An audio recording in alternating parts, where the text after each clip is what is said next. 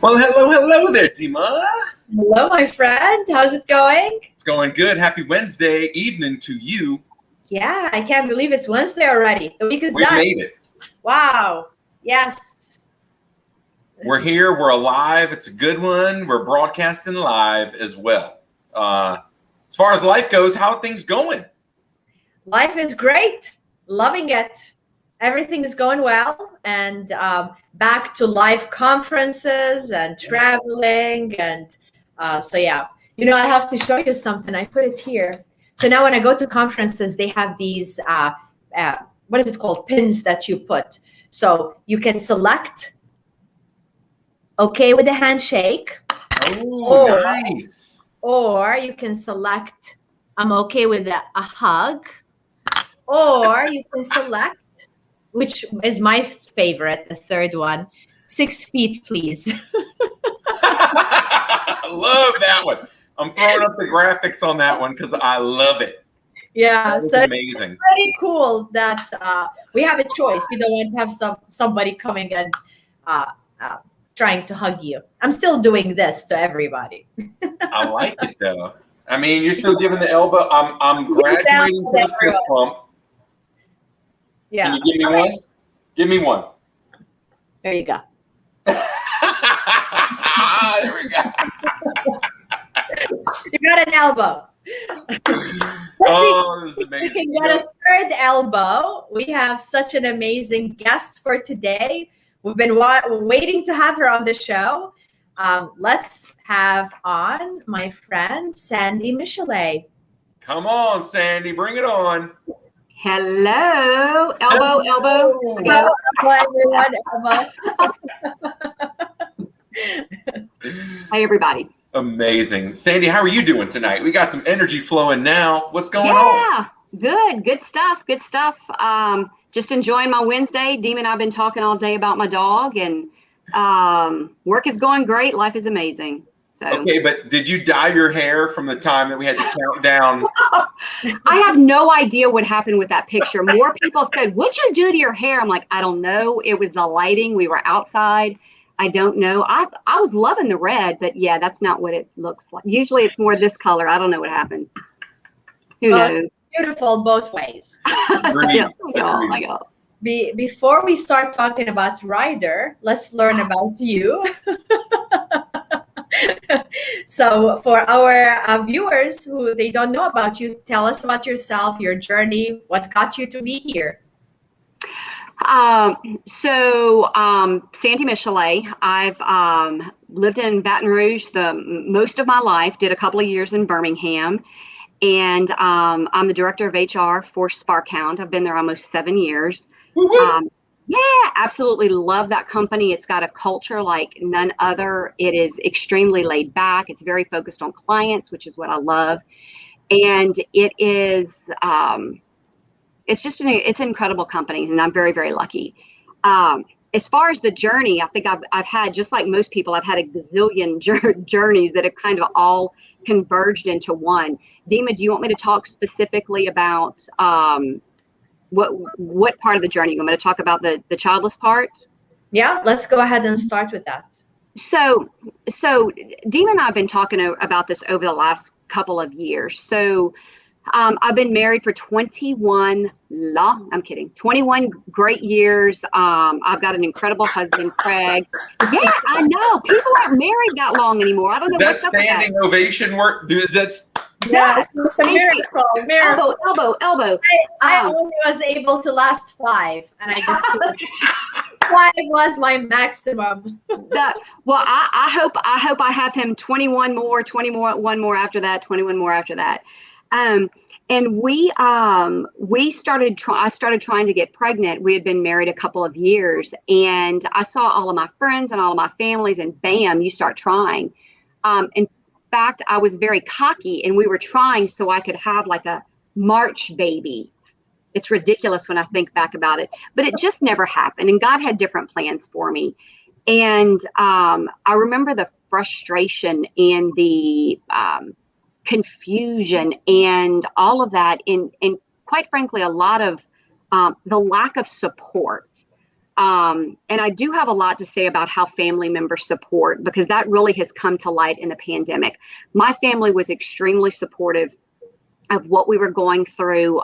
We didn't share a lot about the struggles that we were having through infertility because we just didn't. It wasn't a conscious effort like, do we want to share or do we not want to share? We just didn't. We were knee deep in everything and just trying to figure it all out. So kind of as we went through all of this, we went through and did a gazillion tests and did all of these things, and it still wasn't happening. And I got to the age really where it was time for me to stop. And I think what happened there was coming to the realization that childlessness never ends. So you go through it. It's very obvious when you're in your 20s and in your 30s, that childbearing age, which I hate that term, but that you're that. Well, then after that, then people become normal, become grandparents. And then after that, and then all of these different phases that it made me realize this is never going to end. And several years ago, right before I started the blog, I had found out that somebody that I knew that I was very close to had gotten pregnant, just like that. And I went through a massive depression and just absolutely devastated. And I remember getting in the bathtub one night and just wailing, absolutely wailing.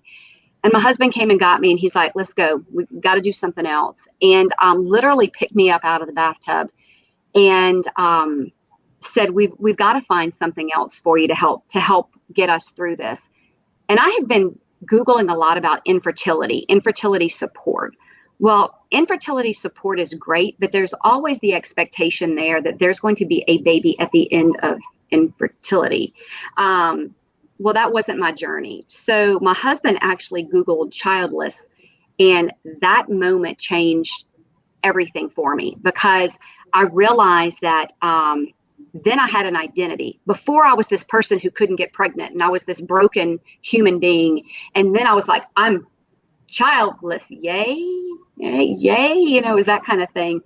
And so that. Well, it is kind of a yay there, right? I mean, in the grand scheme of things, all things considered, there's a small amount of relief, I guess, there, knowing that you've got a support system. There's other people who have felt your pain.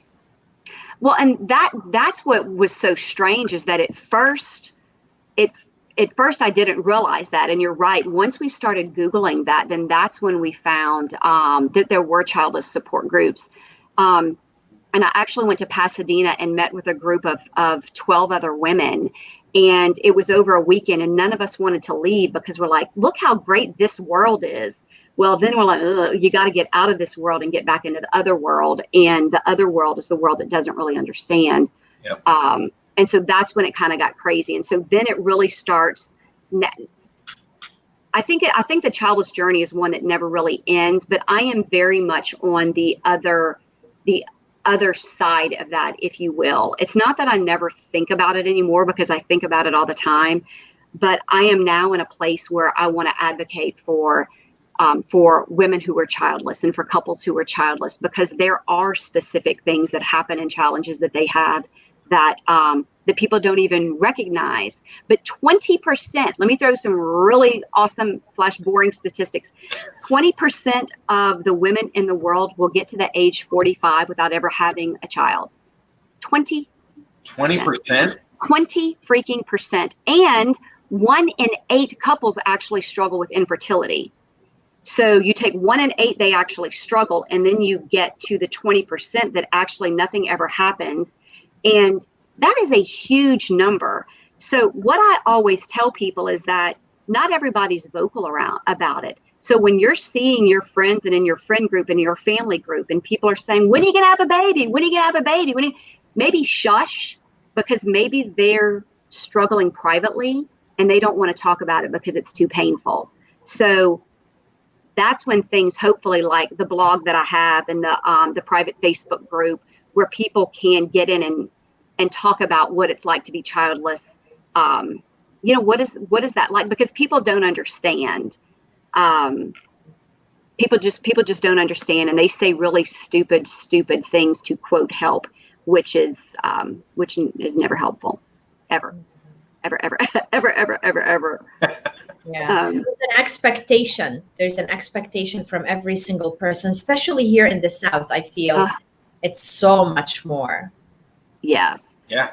I always say that it's like there's a bunch of F words down here for in Louisiana. There's faith, and there's football, and there's family, and there's food. And faith, football, family, food, every one of those people have children in. They bring children to church, and they bring children to football games. And so it's so hard to think about all of the things that your children are just, wrapped in. We're very, very lucky that we live in the United States, and we don't live in other areas where the women's role is to have a child. And that's one thing that I've learned about kind of participating in this worldwide childless community, that so many women are shunned in their family because they were not able to become pregnant through no fault of their own. They didn't do anything wrong. So it's there's so many layers to this, and the more that I talk with people, the more that I realize that it's not just an onion; it's about 800 onions that you're trying to peel the layers back off. And it's just kind of crazy. But things like this, like being able to sit and talk about this, is I think a helpful thing, because hopefully people see that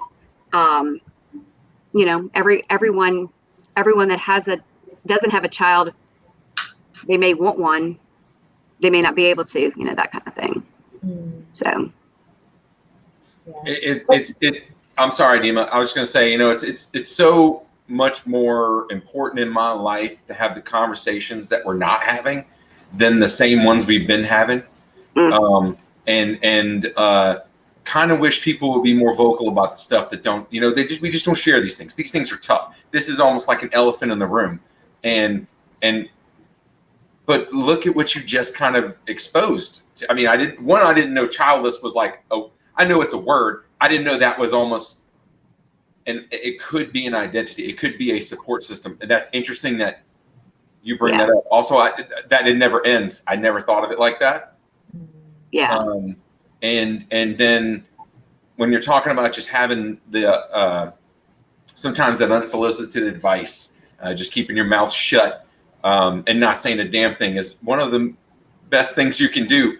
And it sucks that part of our culture is also so ingrained. When you first said this, my brain went to how much our culture throws drinks at people. Like you said, food. It's the same thing about like, well, hey, have a drink. Come on, have a drink. And it took me a long time to realize that some of those folks that were saying no, they were saying no for a reason. Yeah. And then it kind of clicked. Got you. But part of my culture is to be like, hey, let's invite you. Let's have fun. Let's drink. I'm drinking too. You drink. But I had no idea how I was affecting them until I saw the turn in the eyes. And then I realized I kind of overstepped my boundaries. Yeah. So it's the fact that we're talking about this might make someone else not trip over those words. Mm-hmm. And to know that there are people out there with this struggle, and that can now see your Facebook group. This is important. We've got to be talking about this. Yeah. And there's I'm sure a lot of women that feel that they are blamed for it. So there's shame that it's the woman's problem. And I know in a lot of Middle Eastern cultures, they don't even consider that it could be related to the man or both of them. It's automatically the woman blamed. Yeah. And then you just wonder, don't you know how those things work? Like science has been around for a little bit. Yeah, it takes two. Yeah. I think that's one of the things that really hit me a lot with when I was knee deep in all of this grief, is that, first of all, grief is not linear. And that was a big deal that I had to learn, that I would go a couple of months and I'm like, oh yeah. And then something would hit me and I would get an invitation to a baby shower and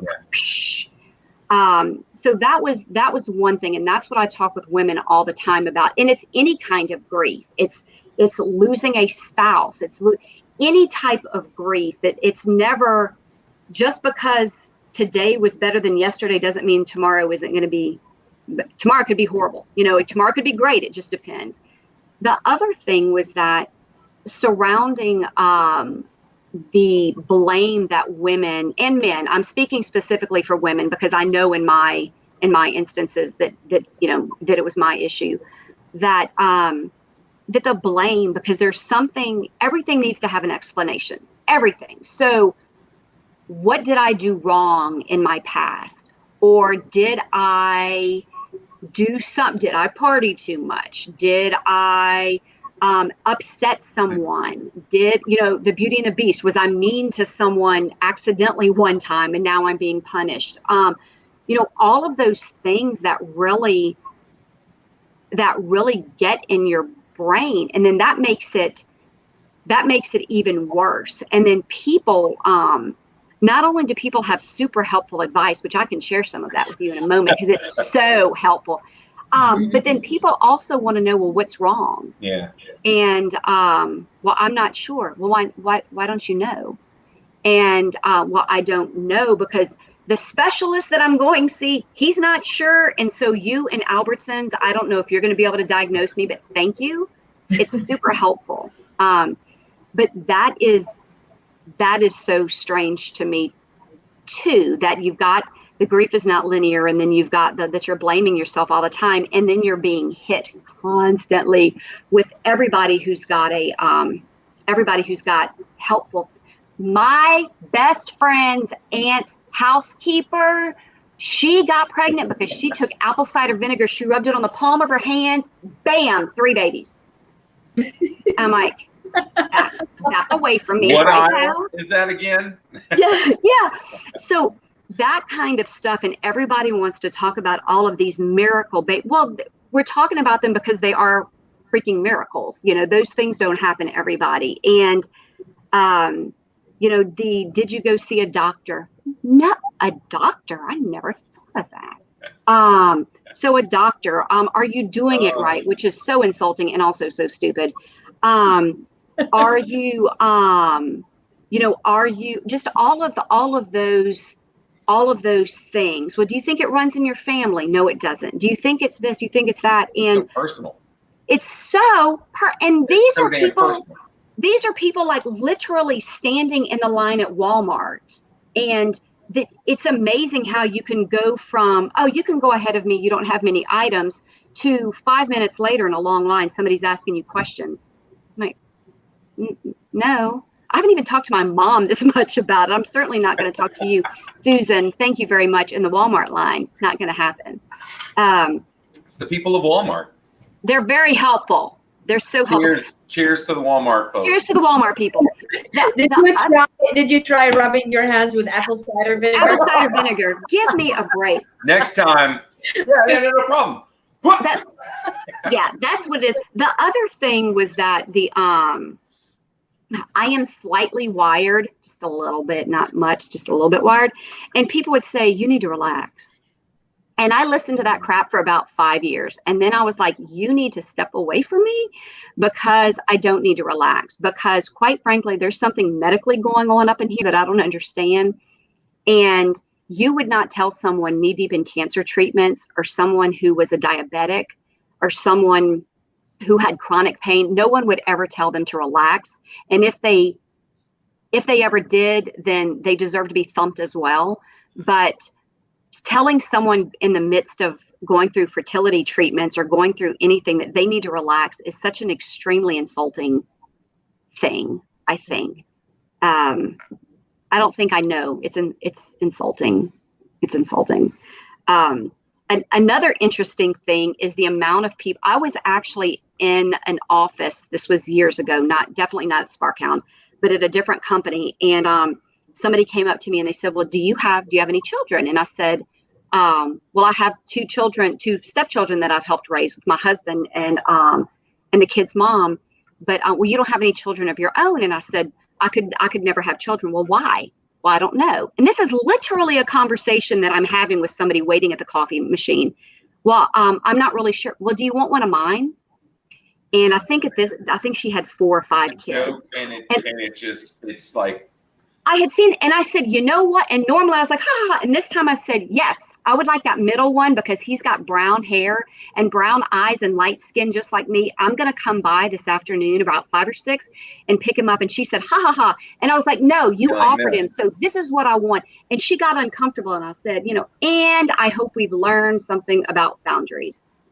No, it's not funny. And now it's a much different place because my sarcasm is much stronger than it was, and my grief is much lower. So now, come at me, bro. Like I can handle this now. But in the midst of it, people can't. In the midst of it, people are just in pain. So. And it sucks because they're coming. You're hoping that it's a good intention and it's coming from a positive place. You assume positive intent there, but it's without having these conversations, we are going to trip over ourselves like this. So that's why, we got to air this out. And I'm so, you have a lot of strength to be able to talk about this like you do.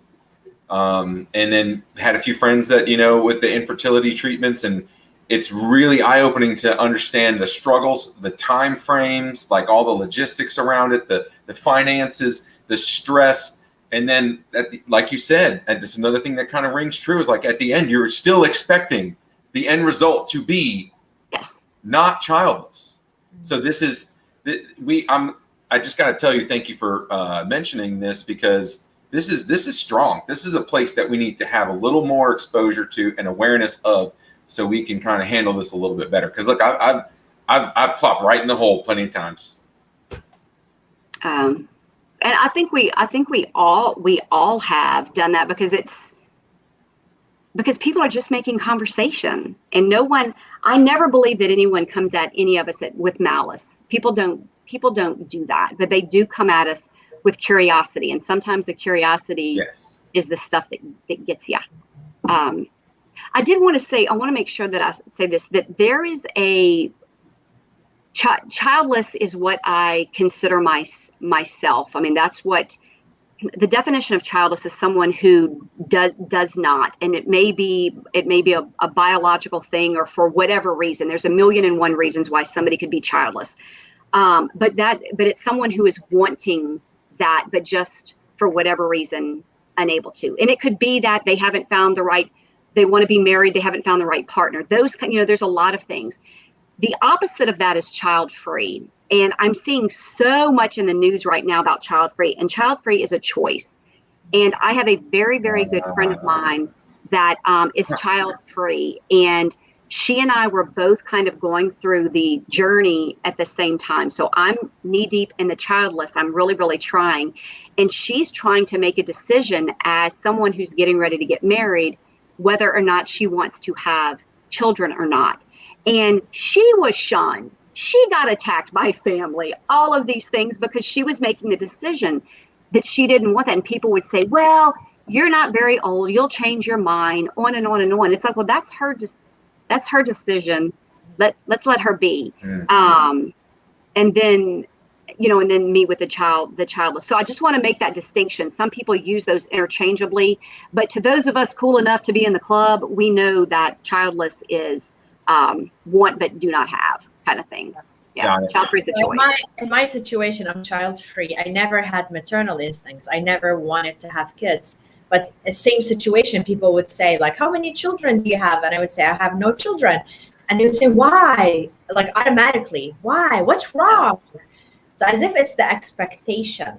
It's part of the cycle of life. You're expected to have children. And that's a big part of the problem. Yeah. So it's not just the 20% there either, because it's the 20% plus child-free that are probably, getting the stigma and all up in these experiences that they're not necessarily asking for with conversations that they might not want to have in our references.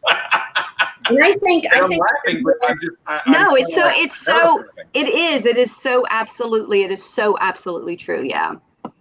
With the younger generation, with millennials and Gen Z, I'm observing I know, Rob, you're on the border, but I'm observing that they tend to have less children compared to the prior generations, or no children.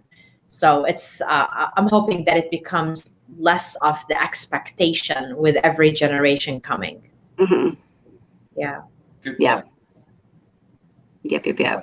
So tell us about what motivated you to start the group. So right now you're grieving, you're going through all of this. At one point, what happened where you're taking your pain and you're using it as your purpose to empower others and to bring healing to them? Well, I think sometimes like great ideas come out of things that you had zero intention of, and that's kind of what happened. I was getting ready for something on a Saturday morning, and I had it. I was frustrated. I was mad, and I started writing, and I wrote the longest Facebook post just for my regular Facebook page, and I posted it, and it started something along the lines of, I'm not having a breakdown, which that's like the best thing to write to get people to read what I'm not losing my freaking mind. Central over there, Sandy. Yeah, I know. I was like, I didn't even know it. So I started and I wrote this whole thing, and I talked about that I don't have any children and that we were never able to, and I don't know why. And I talked about the grief, and I talked about all the helpful advice that we had gotten. And I talked about all of that and said that I have no idea why I'm sharing this with you, except that this is a very, very personal thing that we've been going through. And I realized that some of my closest friends had absolutely no idea that we were going through that. And I was actually talking with somebody, and I was telling her about it. She's like, yeah, we always used to wonder why you never had any children. And I'm like, nobody asked me. It's just this really weird thing because I don't know, people didn't. So I wrote this long Facebook post, and then I hit send, and I got up and I went to where I was going. And about 5 or 6 hours later, I was just scrolling through Facebook, and the amount of people that had commented was I can't even, like hundreds of people had commented, and which was great, which was so amazing. But not more importantly, but very important, were the people that private messaged me. And one of the things that childless women worry about so much is our legacy. And I don't know why we do, but so many of us worry about, why am I here?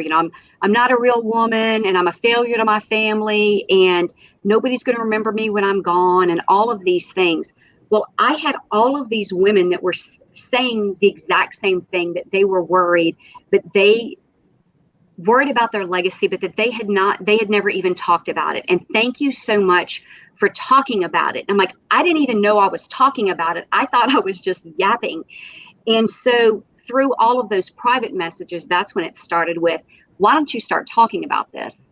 And okay. And so I went to lunch with actually a couple of my HR friends, and somebody said, you need to write a blog. And I said, oh, what? I have no idea how to write that. And so they actually helped me set it up. I'm a loser. I had no idea how to do it, and started it. And the tagline was, it's thechildlesslife.com, and it's my family tree stops with me. And it does.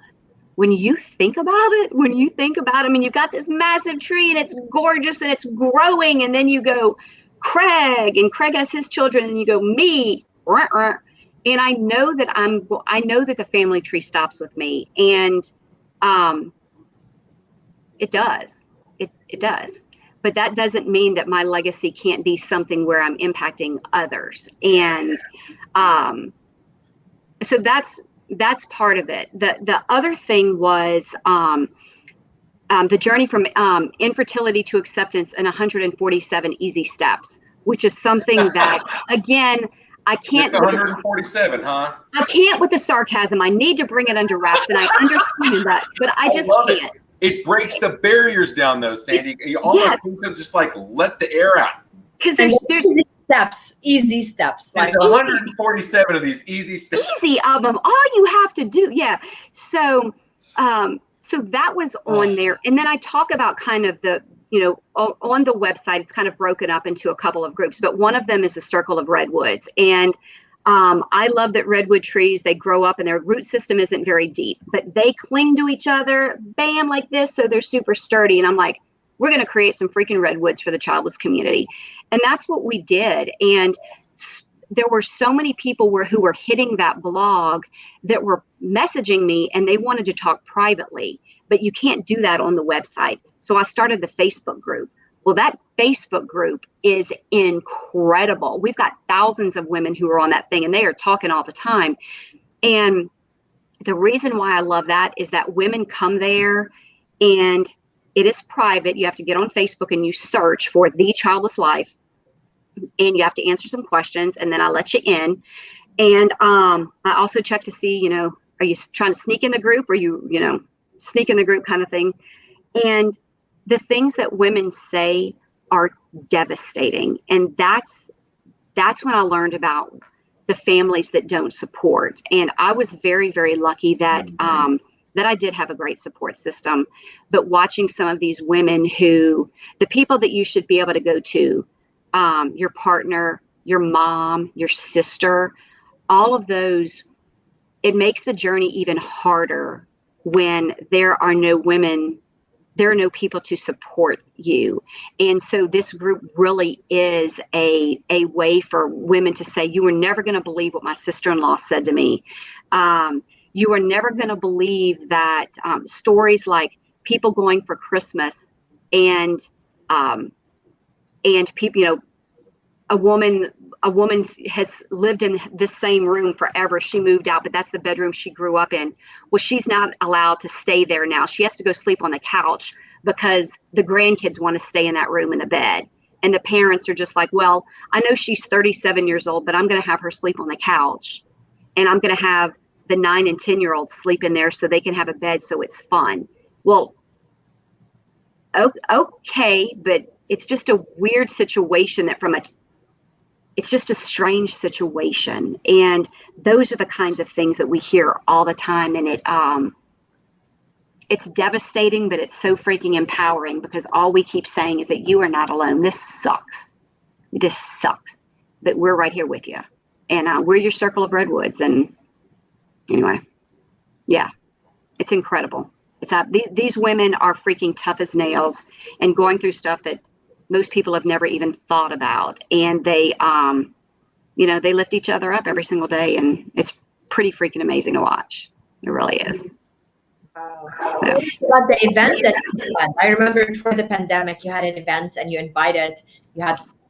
tell us about that. And I can't wait to hear about hopefully future ones for you as well. Oh my gosh. Well, so there is something called Gateway Women with Jody Day. And Jody Day is, Jody Day's a beast. She is amazing. She is known worldwide as a childless advocate. And she had something she started something called the Reignite Weekend. And that's where I went in Pasadena. And so it's 2 days. There's only 12 women allowed. So it's very, very intimate. And you're really doing some deep dive into grief, because that's what it is. And afterwards, I came back and skipped through the airport. I was like, this is my new life. And from that day on, every single thing changed for me. And so I started working with Jody, and she did kind of a train the trainer, if you will. And so I did a session and wound up actually doing it at my house, and I think I had 10 people from all over the United States that came down, and we sat in my living room and we talked through grief and did these different exercises. And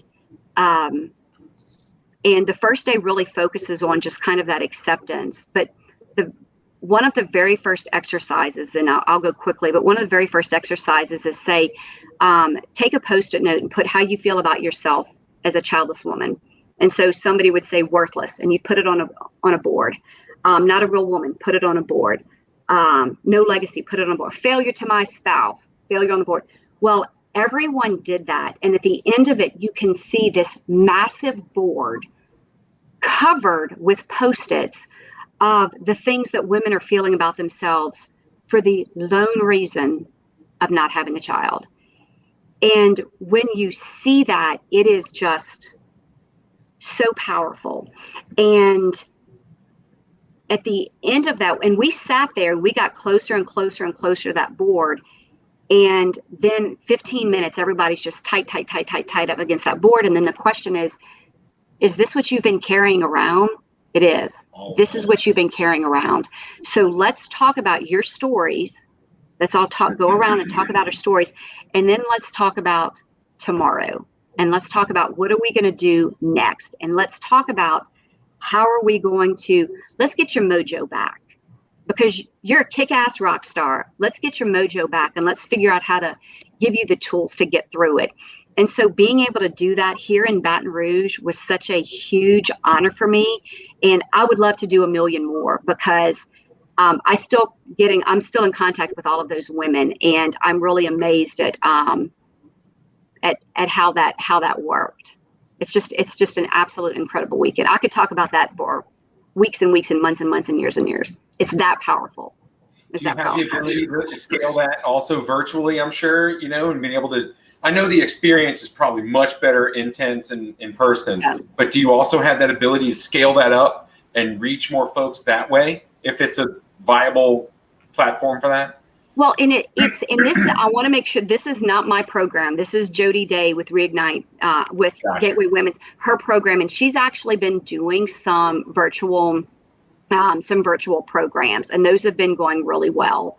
I think the pandemic brought to light so much with the childless community. And so it really caused everybody to, we were all talking about mental health, and thank goodness, Rob, to your point about people not, let's talk about the elephant in the room. Well, let's freaking talk about mental health. It's time. Yeah. 2021. Let's talk about it. All you've said was grief. I mean, and I was going to ask a follow-up question to that, and it's centered around that's a loss. That is that's a part of you that there's a desire, there's this expectation, and that's a loss. Yeah. And that's why I think it kind of made sense when you said this. It doesn't go away. This is something that keeps getting reignited, if you will. Yeah. So, mental health. Good. Talk about it. I mean, what do you want to say about it? Well, I think with the whole pandemic is everyone kept talking about being isolated.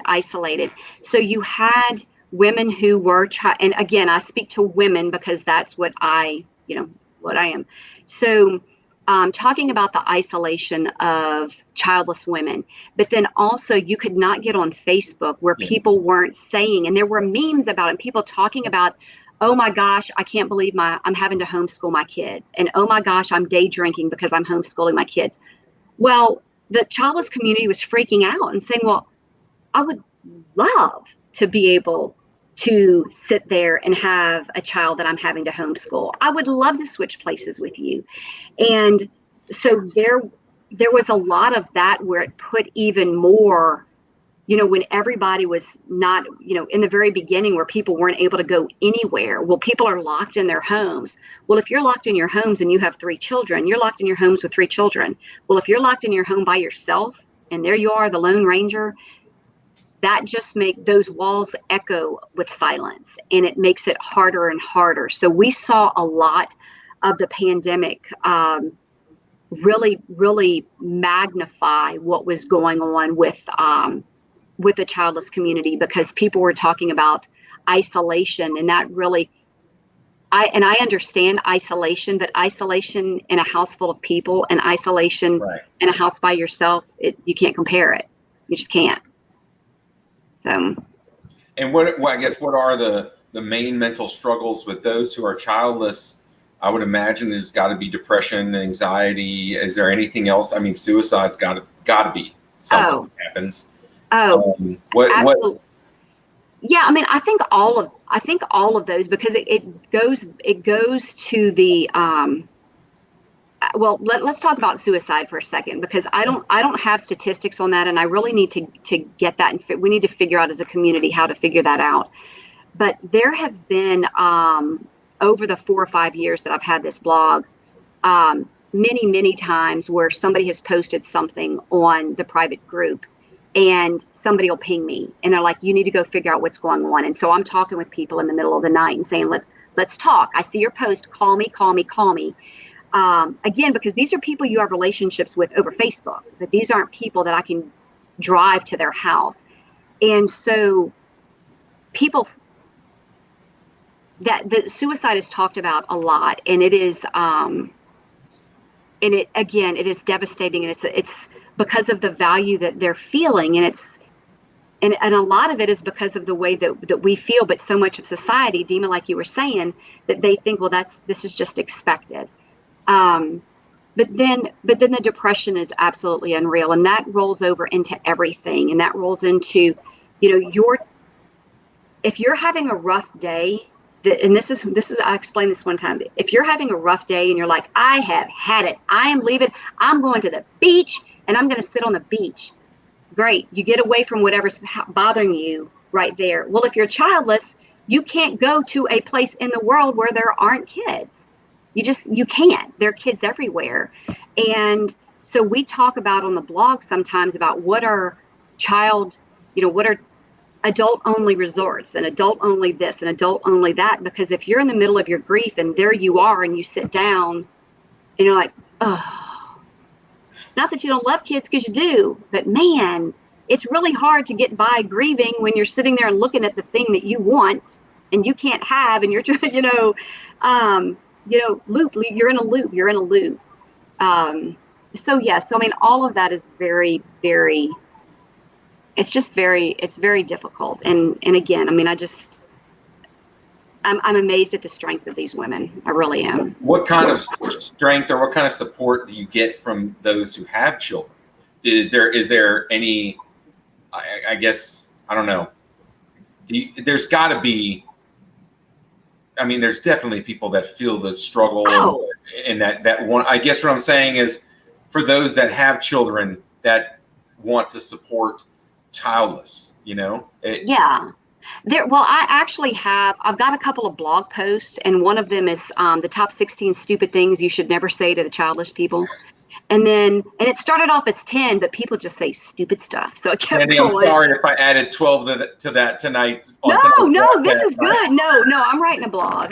But then there's also one that's called what can you say to childless people? And it's things like, I'm here, and would you like to talk?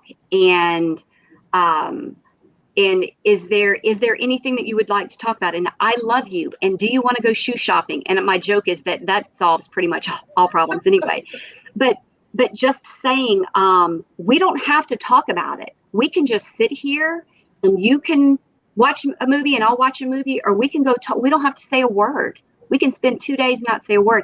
Those kinds of things. And then if you've got questions, saying, I've got a couple of questions that I'd like to ask you. So when you're ready, let me know. Because if you say, can I ask you a couple of questions? Well, human nature, you're like, sure. Yeah. Right now. Yeah. Like, you've got questions. Okay. Well, if you've got questions, then I'll let you know when I'm ready to hear them. But until then, we're good. High five, walk away.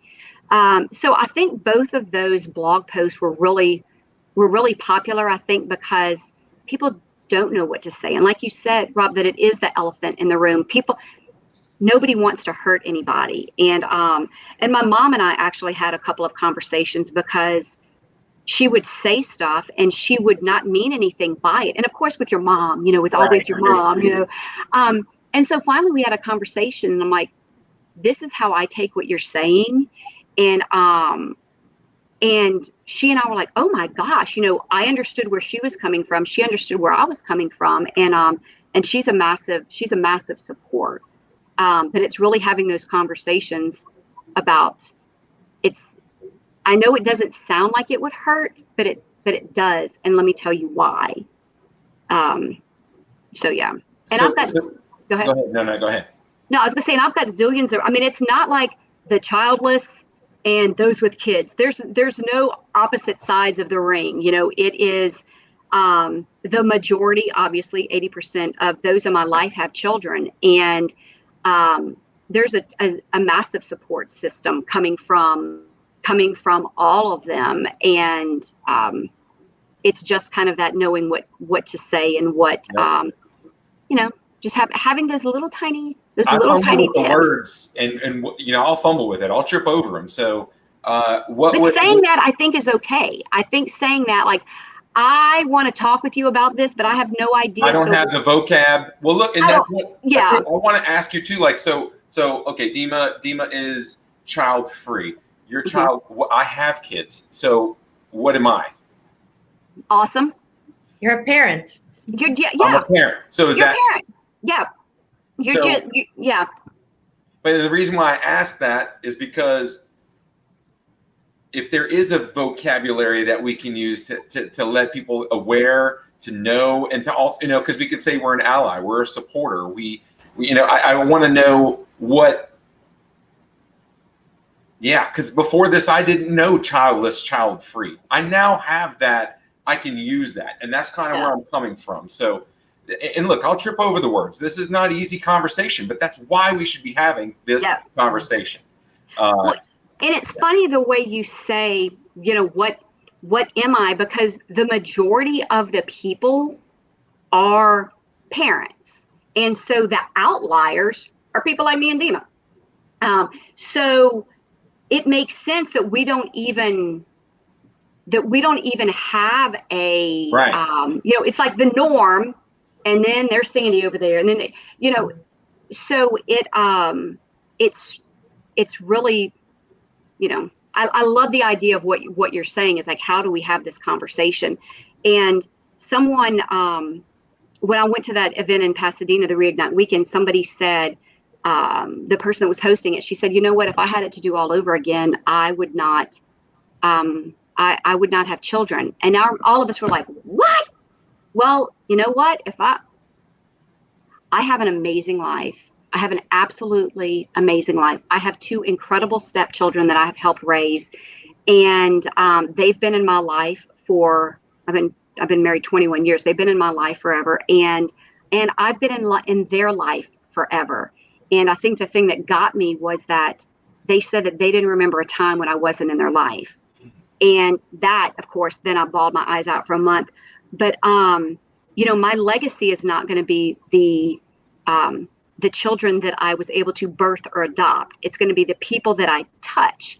And I have hopefully touched their heart, and I have touched other people's hearts and people all over the place. And that is hopefully going to be the legacy that I have, because all of us, even if we don't say it, we all want to be remembered for something. And it doesn't have to be, I think so many of us who are childless think, am I going to have a legacy? Well, there's 1,000,001 ways that we can have a legacy, and the legacy is in the eye of the beholder. So whatever I believe it is, it is. There you go. I solved my own problem. It is what I want it to be. Check. So how are you marketing what you're doing? So there's going to be women from all around the world. I know women, Middle Eastern women, there's so much shame that they have to deal with. The husband ends up leaving them because of that. Women in India. So what are you doing to reach women that need this support system? Well, there is there's me and my blog, which is a nice blog, and we've got a ton of followers. But there's something called World Childless Week, and World Childless Week was actually started by Stephanie Joy Phillips, and she's based in the UK, and it's in September, and it's in September every year, and it's in September of every year because the world's most common birthday is in September, and which means that those who would have had a child, or those who were pregnant and lost a child, would have had a child in September. So that's why she chose that week, those 7 days. So the kind of, advocates of the childless community, like I am, like Jody Day is, like all of these people from around the world, we support Stephanie in World Childless Week. So it's worldchildlessweek.net. And there are places, there's 7 days of activities. There's guest speakers. They feature blogs like mine. and talk about things like every day is focused on something else. So things like we are worthy, and we invite people to write things in about why they're worthy and how they're worthy. One of them 2 years ago that I will never forget was write a letter to your unborn child. Well, that just about knocked me to my knees. Yeah. And those things, to get it talking about it, and then get people talking about it. And we've worked with my massive staff of me have worked with the mayor's office and the governor's office over the last several years, and we've gotten Baton Rouge Childless Week and Louisiana Childless Week that coincides with World Childless Week. Nice. And that is freaking amazing. I did not know that. Yes, it is amazing. It is amazing. So we talk about it on Facebook, and we talk about it on, all of these different places. But things like this, where, things like these conversations are going to help get that out. So people, number one, know they're not alone. Number two, if they have somebody who's childless in their life, they can provide support to them. Number three, you can get it to worldchildlessweek.net. All of those great things that can get it where it's a little bit, it normalizes the conversation. Because that needs to happen. And we haven't even I know it's 7:50, we haven't even gotten into childlessness in the workplace, because that's a whole massive conversation that that I think people don't even think about as well. Let's give them a taste, Sandy. Come on, let's bring it on. You got 5 minutes. Give them everything. 5 minutes, changing the world in 5 minutes. So, well, one of the things that I think is that as companies are putting together their benefits packages, is really thinking about how employees are being rewarded. And remember, when companies put together benefits everyone's thinking of the family, as I absolutely understand that. But there are companies in the world that will contribute a dollar amount to the health savings account if they're single or married. And then there's another one if they have children. So think about it's one employee who is producing whatever they're producing, and they may get, I'm making these numbers up, $350 for HSA contributions. But if they have a child or children, they get $700. Right. Well, and I get it. And the statement is it's a lot more expensive to have children and children's coverage. I get that. I absolutely get that. Something to think, though, is that it's still one employee and one contributor. So those are things to think about. Things like I've never been affected by this, but I have friends who are in the medical community who have to work Christmas Day because they don't have families, right? They don't have families. They don't have children to open presents. So they should. If you're a nurse, of course you're going to be assigned to work on that day because you don't have children. What? So those types of things, people that have had children and they go on maternity leave, and they're on maternity leave for X amount of time, which again, I absolutely understand. But then someone saying, I need a little bit of time off for this, and someone saying, well, no. That on the blog, I have a story about two people. Both of them are project managers, and one of them is having problems with her child. She's divorced and she's having problems. Her daughter's like in dance and her son's in football. And she took all of this time off because she needed so much help. And all of the people in the office were really rallying around this person because, oh my gosh, she's a single parent. Her kids are doing this. They're so busy. Her son was hurt in a football, broke his leg kind of thing. And then this other person, exact same role, great performer, same kind of performance reviews. And over here, this person was building a house and had some problems with the tile in her granite, and went to do that. And she wasn't a team player. What do you mean she wasn't a team player? She's working the same amount. The whole world is going and supporting this woman over here and not over here. So again, I understand that. I get that, but those are the kinds of conversations that I think companies need to think about. How those conversations are happening, and are we allowing these things all the time? But then you've got someone else who for whatever reason wants to take the time off, and are they shunned? And maybe they're given the time, but maybe they're shunned because of that. Yeah. Again, I've been very lucky and worked for the companies that I've worked, and I've never experienced that, but I have heard it a million times. But financially, how the companies support childless versus, versus family coverage and those types of things. I mean, they're really things that I think that leaders in the business community and those who make those decisions really need to have conversations about as well, because, the whole thing we're talking about, diversity, equity, and inclusion, this is a big thing that many people don't even think exists, and it does. It does. So when, if you're watching this and you're putting together your DEI program, think about this, because this is something that people don't even realize exists. And it's a big thing. It's a big thing. Yeah. I've seen more and more of that. And, while you were saying that, I'm just replaying conversations and moments and things that, have come up in the office or discussions. And, and Dima can approve or deny this. I mean, with the millennials and beyond, there's more pet parents than there are, actual parents here. And I remember having to feel like, because I'm thinking, why am I going to do that? Because you got a dog. But they might be child free, or they could be childless and haven't shared that. And just thinking about, like you mentioned, very realistic, very, very easy to see here. Something like an HSA contribution can bring this up and show an equity, and it's almost fascinating, because it's kind of going under the radar, and it almost took this conversation for me to replay a few others back here in the Rolodex that make me think, I could have handled that a little bit better, or I didn't think about that. This is good. I would love I wish we had more time. You could talk more about this in the HR realm and what business.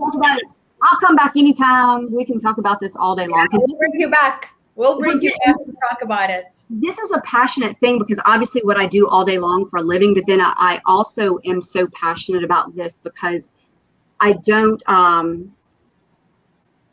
think years ago I was mad and I was angry. And now that I've kind of gotten through, I'm able to see both sides, and I understand that, but I also understand that there's an entire population of employees that is being overlooked, and we've got to figure out how to make that fair, and how to make that right. Fair is not the word, right is the word. Yeah. So, well, that means we have to get you back. We'll schedule more time with you to go deeper. Thank you for joining us, and thank you for sharing your story. It's such a powerful story. So many people need to hear it. Everybody needs to hear it. Thank you. Agreed. Thank you. I really appreciate this, and I think like these are the kinds of conversations that we need to have, because this is what makes it a little bit more normalized. And at this point, I actually wear my childlessness like a badge of honor, because I am proud of the journey and where I am now. But it does need to be talked about, because we don't like to talk about things that are uncomfortable. It is the elephant in the room. I know you said badge, and there's probably, I just want to touch on this just a second. I know we only have a few, but you said a badge, and sometimes people can wear the victim card or play that card and wear that as a badge too. But where I'm picking this up from you is a lot of strength, Sandy, like a ton of strength, and this superpower of sharing. So I'm glad you're kind of wearing this, because you have dignity and confidence in where you are right now, and for others to see that light shine bright will make this conversation probably a whole bunch more productive. I really am so happy that you are sharing this, and while it might be an identity, it isn't your only identity, and there's so much more to you. But thank you for letting us in on this piece, because this is a private piece. This is not very public, but also I can see your passion for it. Thank you for sharing this with us. Thank you. I know we're cutting off, but I just have one super quick thing that I just thought of. Bring it. I have a friend of mine that actually does an infertility support group, and she and I've met a zillion times. And one of the things we did, I was actually on her podcast one time, and we were talking about it, and she said that you are what we fear. We were sitting in a Mexican restaurant, and I'm like, I'm sorry, what? And she's like, you are what my community fears.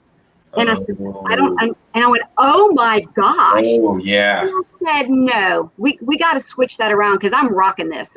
And we've got to. That's a good point. It's a very, very good point, because everybody is going through all of these things through infertility, or we call it infertility, but through fertility treatments to get to the other side, and the other side may look different. And so that is another thing of there's so much support when you're going through fertility treatments. And again, I don't realize how much I write until I start talking. I have a blog that I wrote about where when you're going through fertility treatments, people are like on the sidelines going, go, go, go, go, ovulate, and do whatever you got to do. Yep. And then when you say, okay, I'm cutting it off, people are like, oh. And I'm like, wait a minute, I don't need that. We don't need that pity. What I need is go. What are you going to do now? Yeah. What are you going to do with your life now? I can't wait to watch you shine. And that's where we need to really focus on, is that just because the story doesn't end with a baby doesn't mean it's not a kick-ass story. It's just a different story. And that is what I really think where we need to talk more and more and more. But when she said, you're what my group fears, I never thought about that, but she was right. And so that's really when I think we kind of kick this up a notch in saying that I don't want people to fear the life that I have, because I love the life that I have. It's definitely different, but it's, here it is. And I don't know that I would change it now that I know what I know. So anyway, I'm so thrilled and honored that you guys asked me to come on this, and I will talk to you all day long about this any time that you would want. But this is a really good start to opening those lines of communication, because it can only get better from here. I like that you said start too. And the word I was missing, because I wanted to share, grace. The way you handle this with grace, I think more people need to see that, and just so much strength. So, Dima, this was a good one. For throwing this one together really quick at the last minute, this was damn good. Yes, it was. It worked out. I'm so glad we got to talk with Sandy today, and this is so powerful. Every time I hear you talk, I hear your story, I realize how many people more need to hear it as well. Yep. It's so powerful. Love your energy, Sandy. Thank you so much. I will talk to y'all later. I can't wait. Okay. Yeah, and we'll reach out to you to set up time so we get to talk about more HR and more stuff. Oh yeah. I can talk about that all the time. Yeah. All the time, I promise. Thank y'all so much. I appreciate it. Thank you, Sandy. Y'all have a good one. Bye. Thanks for tuning in to Chit Chat.